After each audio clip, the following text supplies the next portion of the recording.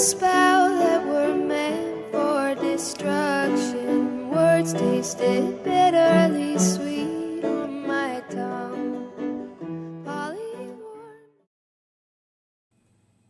Buenas noches a todos y bienvenidos nuevamente al canal. En esta ocasión volvemos a las reseñas y para esta vez les voy a comentar un poquito sobre este libro que hace poco tiempo compré. No voy a reseñar todo el libro porque en realidad esta es una compilación que tiene las 7 novelas que conforman el ciclo de novelas de las Crónicas de Narnia, pero solo les voy a hablar del primero de ellos, que es el que recientemente leí y que se titula El sobrino del mago, escrito por C.S. Lewis. Bueno, ahora les voy a decir por qué este libro del sobrino del mago me pareció tan especial. A pesar de ser ficción y fantasía, es un libro que tiene mucho que ofrecer.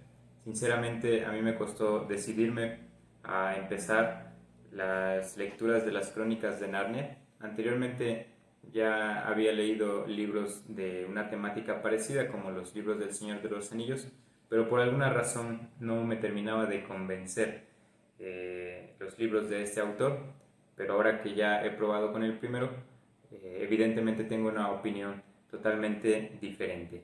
Lo que vamos a encontrar en este primer libro es la historia de dos niños. Uno se llama Diggory y la niña se llama Polly. Ellos son vecinos, se hacen amigos, viven en una época que se sitúa en el Londres de una Inglaterra de finales del siglo XIX. Es un poquito el contexto en el que también vivió el autor, y al hacerse amigos ellos, entre sus aventuras, entre sus juegos como niños también, pues de pronto se van a ver sumergidos en una historia más allá de lo que ellos alguna vez habrían llegado a imaginar y que va a cambiar sus vidas de manera definitiva. En parte de esta trama va a cobrar mucha importancia uno de los tíos de Diggory. Diggory vive con dos de sus tíos y con su mamá, que lamentablemente padece una enfermedad que no puede ser curada y es algo que le causa mucha aflicción a Diggory. Pero uno de sus tíos, que se llama Andrew, resulta ser una especie de mago. Él, por alguna razón que se explica en la novela, tiene unos anillos, que son objetos mágicos que descubrió el tío, que permiten hacer viajes a otros mundos. Podríamos explicar tal vez que son mundos situados en otras dimensiones distintas a la nuestra. Entonces lo que va a suceder es que el tío aprovecha una oportunidad que se le presenta para enviar precisamente a estos dos niños, a Polly y a Diggory, a los mundos que él no se atreve a visitar, ¿no? Porque es un poco avanzado de edad, tal vez porque es un tanto frágil.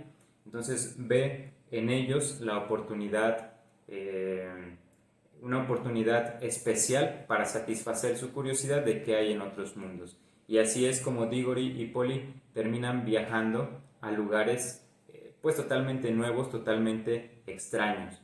Uno de esos lugares a los que llegan es un bosque muy apacible, con características bastante especiales, y se le denomina en la novela como el bosque entre los mundos, porque es una especie de lugar intermedio que comunica pues precisamente distintos mundos. Ahí en ese bosque hay varios estanques y se da a entender que cada estanque lleva a un lugar diferente.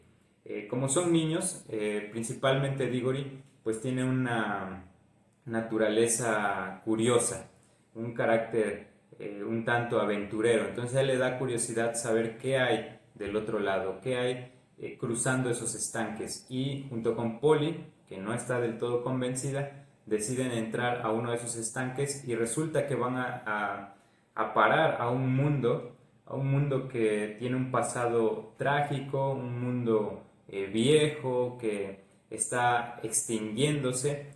Y lo importante de ahí es que se encuentran con la antagonista, una reina que también es una especie de bruja llamada Hadis, que, vamos a decirlo así, hace las veces de la mala en la novela. Entonces, al conocerla a ella es donde empiezan las dificultades, los desafíos para los niños, porque esta reina de pronto tiene el interés de viajar al mundo de Diggory y Polly, que sería nuestro mundo en este caso, ¿no? Nuestra tierra. Y no tiene intenciones muy buenas, quiere ir ahí porque como ella es una reina y es una bruja, su intención es dominar, es conquistar otros mundos, puesto que el suyo ha quedado ya en desolación. Entonces, para no extenderme mucho, ellos terminan regresando con la reina a Londres, a Inglaterra, al mundo al que pertenecen, y después también a través de una serie de eventos que no vamos a explicar aquí, tratan de regresar con esta reina al mundo al que ella pertenecía, pero por azares del destino, podríamos decir, terminan llegando a un mundo nuevo. Y es ahí donde se introduce este mundo llamado Narnia, ¿sí? Porque Diggory, junto con Polly, junto con la reina, en este segundo viaje incluso se llega a agregar el tío Andrew y otro personaje que es un cochero, junto con su caballo, terminan por llegar a un mundo que está en pleno nacimiento, en pleno génesis, diríamos nosotros, si quisiéramos usar una palabra que nos resulta familiar. Entonces, cuando ellos llegan a Narnia, Narnia está sumida en la oscuridad, ellos no pueden ver absolutamente nada, pero entonces pasa algo que es absolutamente asombroso. Y creo que no solo para mí, sino también para otras personas que han leído el libro, esa es una de las partes especiales que tiene la novela, la narración de la fundación de Narnia, porque ellos se dan cuenta de que hay alguien que está cantando, una especie de voz que no solo es hermosa, sino que al parecer tiene un poder especial, porque al escucharla, al escuchar esta canción, el mundo de Narnia se empieza a transformar, empiezan a surgir estrellas, empiezan a surgir otras voces que cantan con esta primera voz, de pronto surge la luz, de pronto surgen los colores, la hierba, los habitantes, y ese mundo oscuro, vacío al que habían llegado, de pronto se transforma en una especie de lugar fantástico, lleno de colores, lleno de montañas, lleno de vegetación y lleno también de criaturas de todo tipo, animales que a nosotros nos resultan familiares, pero también animales parlantes que tienen la capacidad de hablar, y además de esos animales, criaturas místicas como faunos, enanos y otras criaturas ahí fantásticas. Entonces, ya estando en Narnia, ellos descubren que el responsable de la fundación de este mundo es nada menos que un león, que ustedes podrán ver en la portada, que hay una imagen muy bonita de un león. Si han visto incluso las películas de Narnia, saben que uno de los personajes principales, los protagonistas, es también un león llamado Aslan. Y bueno, ellos van a descubrir que es un ser lleno de empatía hacia esos seres que él ha creado, es un ser lleno de benevolencia, que vendría a ser como que todo lo contrario a lo que es la reina malvada que ellos descubrieron en el mundo que ya les he mencionado. Entonces, lo que pasa aquí es que Aslan le hace saber a los habitantes de Narnia que a pesar de que el mundo en el que ellos viven es un mundo recién nacido, ya hay maldad dentro de ese mundo. Y esa maldad es una referencia a Hadis, a esta reina, a esa bruja que por acompañar a Diggory terminó viajando también a Narnia. Y si lo analizamos desde ese punto de vista, en realidad es culpa nada menos que del propio Diggory, que terminó llevando a la reina malvada al mundo de Narnia, un mundo que acababa de nacer. Entonces, lo que va a pasar ahí es que Aslan se va a encargar de que Diggory realice una tarea para que Narnia pueda quedar a salvo de la influencia maligna de Hadis. Y para no extenderme mucho aquí en la historia, para terminar lo que estoy diciendo, lo que va a pasar en esos capítulos, ya de ahí al final, es que Diggory no solo va a tener que esforzarse y ser valiente para cumplir lo que Aslan le ha encomendado, sino que se va a dar cuenta de que no es tan sencillo. Va a tener que enfrentar un dilema moral, va a tener que vencer su propio egoísmo, sus propios deseos, para buscar el beneficio de los habitantes de Narnia.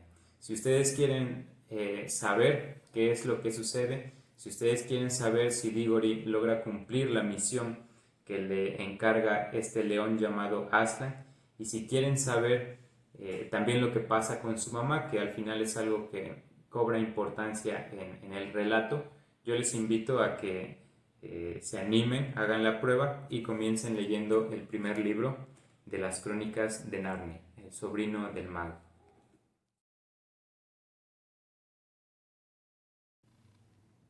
Les voy a leer una parte de la información que trae el propio libro sobre el autor. Dice que C.S. Lewis fue uno de los intelectuales más importantes del siglo XX y podría decirse que fue el escritor cristiano más influyente de su tiempo. El autor escribió más de 30 libros, lo cual le permitió alcanzar una enorme audiencia, y sus obras aún llaman la atención de miles de nuevos lectores cada año. Sus obras más distinguidas y populares incluyen Las Crónicas de Narnia, Los Cuatro Amores, Cartas del Diablo a su sobrino y Mero Cristianismo.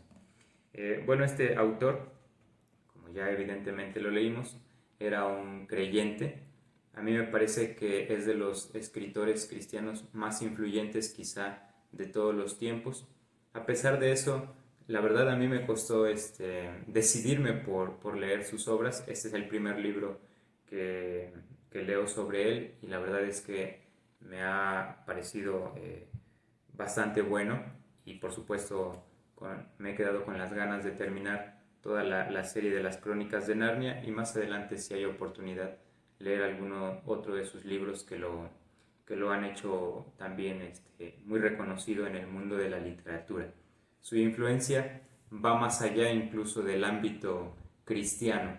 Hay otros escritores de talla mundial que también se han visto influenciados por la fantasía, toda esta narración fantástica que ha hecho en torno a Narnia. Recientemente yo leí un libro de Neil Gaiman, que es famoso por Coraline, por libros como El océano al final del camino, que se ve claramente que han sido influenciados por este autor llamado C.S. Lewis. Entonces, creo que sería una buena opción el poder adentrarse a lo que él tiene que ofrecer a través de sus libros y vamos a pasar ahora a otra sección. Bueno, ¿quién podría leer un libro como El sobrino del mago? Si usted busca información en internet sobre dicho libro, verá que se encuentra catalogado como literatura juvenil, lo cual significa que es recomendable para chicos que se encuentran en una edad más o menos entre 12 y 15 años, la etapa de la secundaria. Pero a mí me parece que es un libro que tiene un alcance para un público mucho más amplio. Por ejemplo, algo que a mí me pareció muy apropiado es que este libro podría ser una lectura ideal para niños pequeños. Si usted desea que su hijo empiece a familiarizarse con lecturas sencillas, ¿verdad? Porque es muy difícil que un niño lea algo pesado, algo difícil. Un libro como este le va a llamar mucho la atención por el tipo de historia, por los protagonistas que son también niños, por las criaturas fantásticas que salen en este mundo, e incluso usted podría leerlo con él si es que todavía no tiene la edad suficiente para leerlo por sí mismo. Aquí le voy a leer una parte donde se describe a Aslan, el león del mundo de Narnia, y dice el autor: era un león, enorme, peludo y radiante. Se hallaba de cara al sol que acababa de alzarse, cantaba con las fauces abiertas de par en par y se encontraba a unos 300 metros de distancia. Al menos en varias ocasiones usted va a encontrar descripciones sobre Aslan, sobre el mundo de Narnia, sobre los habitantes de dicho mundo que están muy bien elaboradas. Entonces, al menos para un público infantil, es una lectura ligera, no es tan difícil. Pero también es verdad que los jóvenes podrían verse interesados en un libro como este. Hay cosas que les pueden llamar fácilmente la atención. Por ejemplo, a mí de las primeras cosas que me gustaron fue este tipo de narración en la que tenemos viajes entre diferentes mundos y da curiosidad, ¿no? El averiguar qué clase de mundos son los que pueden encontrar una vez que dejan Londres y se van a este lugar llamado el Bosque Intermedio. Pero finalmente eso no significa que sea una lectura exclusivamente para niños o adolescentes. Creo que hay cosas en el libro que solamente un adulto podría entender. Le voy a leer algunos pasajes para que usted entienda a qué me estoy refiriendo. Por ejemplo, hay una parte en la narración en la que Aslan habla con Diggory y con Polly y les dice lo siguiente: «Oh hijos de Adán, ¿con qué habilidad os defendéis de todo lo que os puede hacer bien? Sin embargo, le concederé el único don que todavía es capaz de recibir». Bueno, ahí está hablando del tío de Diggory, que era un tío un tanto malvado. Y la frase que dice Aslan es muy profunda, ¿no? Con qué facilidad el hombre puede poner barreras a las cosas que son para su beneficio. Es una frase muy profunda si usted la analiza en realidad. Y hay otra más en la que también precisamente Aslan, que es el león, dice las siguientes palabras. Yo inclusive las anoté por ahí para usarlas posteriormente, probablemente en un tema o algo así. Dice Aslan: «Una vida larga con un corazón malvado no es otra cosa que un sufrimiento interminable». Nuevamente, una vida larga con un corazón malvado no es otra cosa que un sufrimiento interminable. Yo cuando leí eso inmediatamente pensé en el pasaje de Génesis donde dice que Dios no le permitió a Adán y a Eva extender su mano para que comieran del árbol de la vida y vivieran para siempre. Y uno podría preguntarse, ¿verdad? ¿Por qué Dios no quería que Adán y Eva vivieran para siempre después de la caída? Y ahí está una forma de interpretarlo, porque una vida larga con una condición pecaminosa solo habría sido un sufrimiento interminable. Entonces hay ahí cosas profundas que solamente un adulto o solamente que alguien que está familiarizado con la Biblia va a poder aprovechar. Así que no hay excusa, ¿verdad? Si quien está viendo este video es pequeño, es joven o es adulto, a pesar de eso, el primer libro de las Crónicas de Narnia sigue siendo una buena recomendación.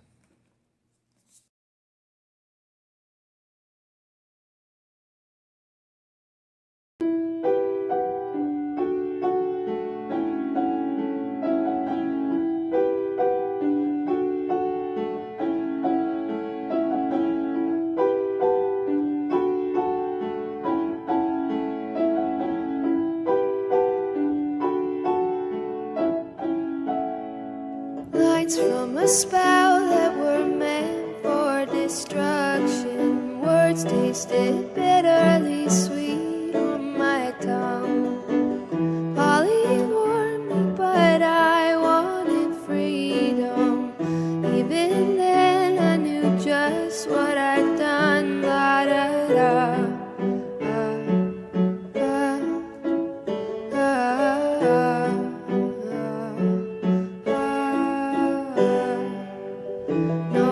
Says it, but mother is dying.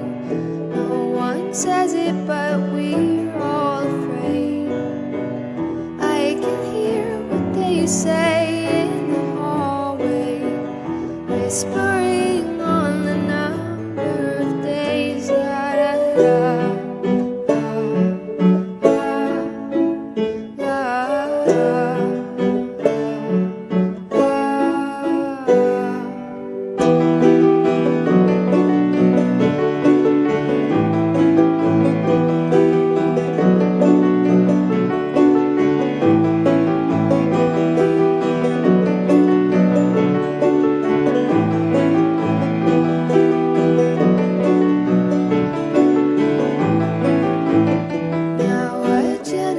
is newly corrupted. Now a story to start with the fall. All because I could never keep quiet. Just a tongue that brings ruin.